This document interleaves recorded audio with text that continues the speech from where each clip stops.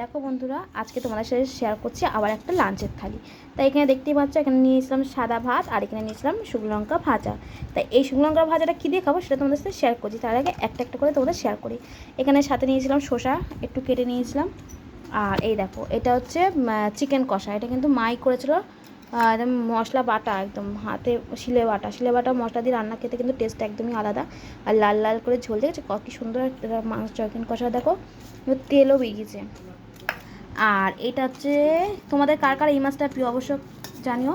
ইলিশ মাছ সর্ষে বেগুন দিয়ে করেছে, খেতে কিন্তু ইয়ামি ইয়ামি লাগে। তোমাদের কাদের প্রিয় অবশ্য কমেন্ট করো। আর যেইটা বলেছিলাম শুকনো লঙ্কা দিয়ে খাবো, এই দেখো ইলিশ মাছের তেল। এই গরম গরম ভাত আর ইলিশ মাছের তেল দিয়ে কিন্তু এক থালা ভাত খাওয়া হয়ে যায়। তো তোমাদের কাদের কাদের ভালো লাগে অবশ্যই কমেন্ট করে জানিও বন্ধুরা। Bye bye.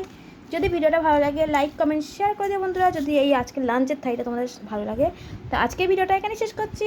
দেখা হবে নেক্সট কোনো ভিডিওতে। সবাই খুব ভালো থাকবেন, সুস্থ থাকবেন। আজকের মতো টাটা। আর চিকেন আর ইলিশ মাছের মধ্যে কোনটা পছন্দ করে অবশ্যই কমেন্ট করে জানিও। আমার কিন্তু ইলিশ মাছটা বেশি পছন্দের।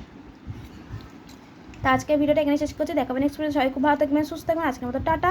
আর যদি ফেসবুক পেজ থেকে যদি কেউ থেকে থাকো আমার এই ভিডিওটা, তাহলে ফেসবুক পেজটা ফলো করে দিও। আর যদি ইউটিউব থেকে কেউ দেখে থাকো, ইউটিউব চ্যানেলটা সাবস্ক্রাইব করে দিও বন্ধুরা। Bye bye.